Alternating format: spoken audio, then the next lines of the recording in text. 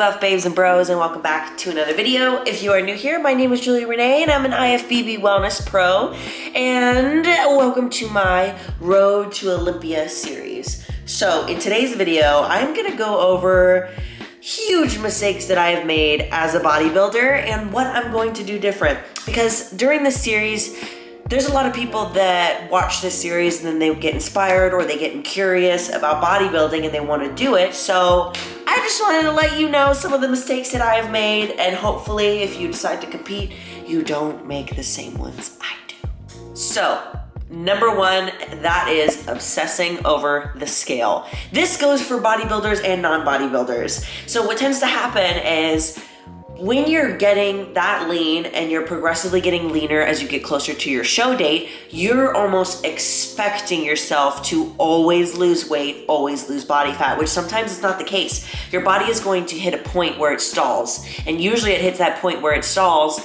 where your body's not used to going over that hump and your body's saying, whoa, we're not supposed to be this lean, so we're going to stall. So last prep, I was starting to obsess so much over the scale that I was even checking it twice a day. I know, crazy, right?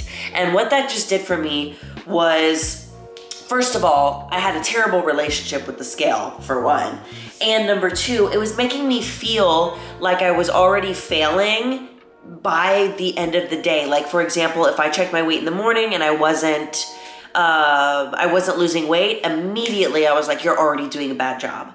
And then if I would check it before bed and I wasn't a little bit lighter, and because in my brain I know, okay, I'm gonna go to bed, I'm gonna lose a couple of pounds and then I'm gonna wake up. So by the time that it was nighttime, I already knew if I was losing weight or not. Isn't that freaking psycho? But that's just where my head ended up getting to. So don't obsess over the scale. When you're a bodybuilder, you kind of have to check it, especially for your coach to see how well you're doing, but no more than once a week. Please just don't. Number two, that is gaining too much weight in the off season. So gone are the days of you need to eat big to get big. Last prep, I went way overboard. I was unhealthy. I didn't stick to routine in my off season, and I suffered from it because it made my bodybuilding prep for my Road to Pro series so much more difficult than it needed to be. But this time around, I'm feeling a lot better. I have a lower body fat percentage. I still am keeping all of my routines up. So now that I'm in prep again, I just feel way more prepared than I ever was. So don't gain too much weight in the off season because you're going to have to lose it all again when you start competing. And it's gonna be a lot harder. Tip number three, and that is, I was comparing myself to other competitors. So people do this not competing. People do this all the time, whether you're a bodybuilder or not. Like even when I wasn't a bodybuilder, I was comparing my body to somebody that had a body nothing like mine. Like tall, skinny girls, the ones that are like always lean, they just sip on their green juice. I was never going to look like them. It's not possible for me to look like them. And I don't want to be anybody else but myself, and neither should you. So one of the things more pertaining to bodybuilding is that once you get into bodybuilding, you start looking at pros and you start looking at people that are on the Olympia stage, and you're like, oh my God, I'm never gonna look like them. When literally it's comparing like a high school football player to like Tom Brady. Like Tom Brady's been doing it way longer and he's more mature, and you're just starting out. Give yourself a break. So I would find myself doing that before I was a pro, and even now that I'm a pro. But what I have done to make sure that I don't do that anymore is I don't scroll on social media, like literally. I don't find people that are doing the show that I'm doing. I don't intentionally go and seek out these people and try to make myself feel bad about it. Like I don't do that because I'm different. I'm in a different part of my life and it doesn't make me feel good. So why am I going to continue to do that? Also, this is your reminder to subscribe. Tip number 4. Don't isolate yourself. So when you get to a certain point in prep, like there's going to be times where you're just gonna have to say, no, like I can't go there, no, I can't do that. And I get that. I totally get that because I do that.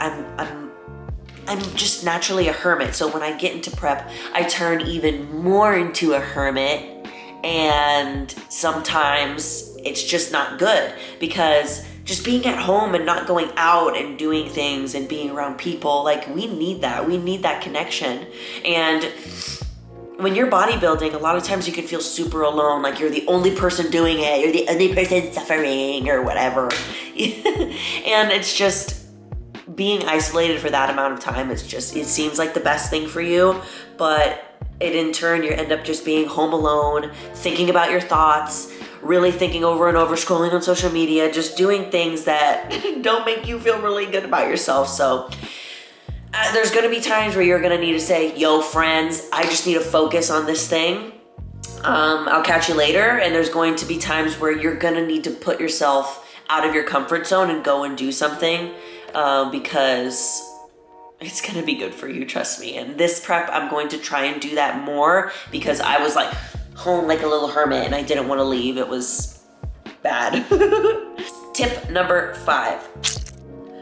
You need to focus on flexibility. Tip number 5, I didn't focus on flexibility. And I really encourage you to focus on flexibility. I started doing this my last prep and I'm really glad that I did because I noticed the benefits that it had. A lot of times if you're just doing bodybuilding, your body starts turning into a rock because you're constantly beating it up, tearing down the muscle, resting, tearing down the muscle. You're doing this habit over and over again. And sometimes if you're just doing that, your body is going to suffer from it. And you're doing a lot of cardio, you're just moving and you're not really getting the fuel that you need, especially if you're cutting for a show. So implementing things like yoga, which was a lifesaver for me because I had to go and do the yoga class. I had to force myself to do it. Someone was telling me what to do, which made it a lot easier because it's hard for me to sit still. But I noticed how much more flexible I was getting and my muscles were able to get stretched out. And when was the last thing? And it helps with posing. So when you're on stage posing for a competition, you have to like move your bodies in really weird ways that's not normal. And if you're just doing bodybuilding and you're just kind of built really stiff, then it's going to be harder to do that. So yoga really helped with that. And I'm going to still continue to do that for this prep, but probably just prioritize it even more. Number 6, you can be hungry but not hangry. So you're gonna get hangry a lot during prep because the truth of the matter is you're going to be around people that aren't doing what you're doing. And it's not their fault that they're not doing what you're doing. You're the one who has chosen to participate in this type of diet. So why should anybody else suffer because of your choice? And this is one that I am still learning because Zach would be eating something when I was on prep that I couldn't eat. And I was mad about it because I'm on prep. And you get to eat burgers and I can't, so I'm mad at you. Why is that his fault? He's not the one who's making me do this. I'm the one who's making me do this. So just know, like, there's going to be times where you're hungry. Like, that's kind of the point. But you don't need to be hangry about it. Girl, why are you hangry? Number 7, letting your relationships suffer. So this was one of the biggest ones for me, my last prep, because like I said, I was turning into a hermit. I didn't really want to go anywhere. I didn't want to do anything. The only thing that I had in my mind was getting my pro card. And my relationship with Zach suffered because I just drew further and further away from him because I was going into myself. And I get that way sometimes when I'm focused on a goal, and I know a lot of you might do this too. When you're focused on a goal, it's just like the only thing you see. But when I was able to get out of prep and really see what that did, it made Zach and I grow further apart because we didn't have that connection like we did. And one of the things that one of my coaches, Liv, who I see every week and we talk about, like, she's my self-awareness coach. You've seen her on my podcast probably before. And one thing that she said is that we need to like find something that made me realize how important Zach was so that I wouldn't do that again. And the thing is that Zach is forever, bodybuilding is temporary. So Zach is gonna be my husband someday. I'm not gonna be bodybuilding for the rest of my life. So why am I going to let my relationship with Zach suffer? That's not fair, that's not right. I want Zach forever. I would rather have Zach forever and, you know, quit bodybuilding in a couple of years, instead it's just not the same, you know? Reaching all of my goals and everything, and I have 0 people around me. That's not fun at all. You want to share that with people. Don't let your relationship suffer. You have to find balance. And I think that's one of the hardest things in life, is just finding out how to balance all of this stuff. Number 8, body checking way too much. This is bodybuilder, not bodybuilder. But if you find yourself looking in the mirror every time you pass it, you're like, you gotta stop. You gotta stop. And I am no stranger to this. It happens to me even more.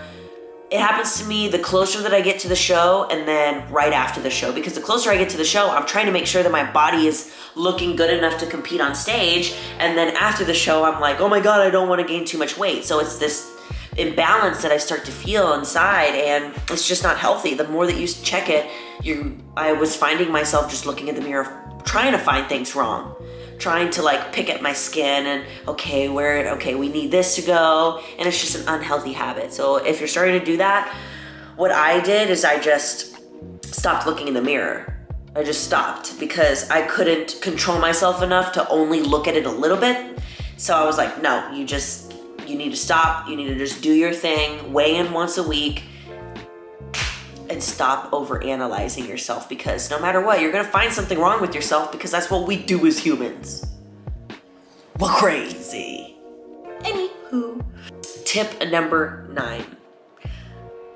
I didn't practice posing as much, and I need to practice posing more, because no matter how many times I keep saying this, I'm like, posing on stage is so important, posing on stage is so important, but it really is. And what made me really realize it was going to the 2021 Olympia and seeing all of these incredible wellness athletes on stage and being like, wow, okay, you can really tell the people apart that are better at posing that are not, because it can really make or break whether you win. Because when you're competing at a higher level, all of you are gonna have good bodies. But now what? You all have good bodies, so the best poser is going to win. So focusing? That's a new word. Focusing on posing in your stage presentation is going to make the judges notice you out of all the other people on stage. So do that. Embody that however you would like. And tip number 10, it's not all about you.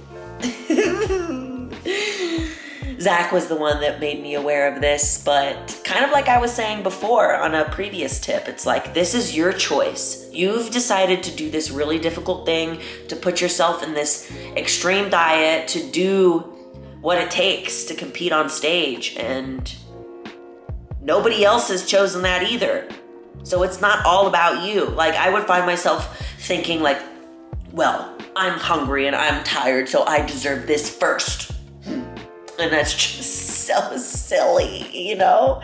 And it's ridiculous. Like, sometimes the thoughts that go into my head when I'm on prep and I'm hungry, I'm like, everybody needs to just listen to me and do what I say, because I'm hungry and tired. And it's just, it's not all about you. You're the one who's put yourself in this situation, and these are the repercussions that come of it, so you take responsibility for it. And guys, I'm making this video mainly for myself, but also for you, because these are things that I need to work on to be a better competitor and have the balance. And I think the number one thing that I can give you as a tip to do this is that we start thinking that prep is separate from our life. And if you want to be a successful competitor, you need to learn how to balance both of them. It can't be just prep life, bodybuilding, and then everything else over here. You need to find a way to combine them, because I don't want to just be better at being a competitor. I want to be a better competitor. I want to be a better fiance. It's not getting old. I want to be a better daughter. I want to be a better sister. I want to be better person for all of you. I want to be a better influence. And all of these things I want to work on together, and I don't want them to be separate. And like I said, this is why I do bodybuilding prep, because it gives me the opportunity to see what shadows are coming up, just like the ones that I shared with you, so that I can work on them and become a better version of myself each time that I prep. And I encourage you to come along with me with that, so that we can glow up every single day. So I hope this helped. I hope it gives you some insight for the bodybuilding and what's it really like, and things that I want to work on, and hopefully it helped you. If it didn't, whatever, it's fine. It won't hurt my feelings. But I love you all so much, and you are more powerful than you think. Bye!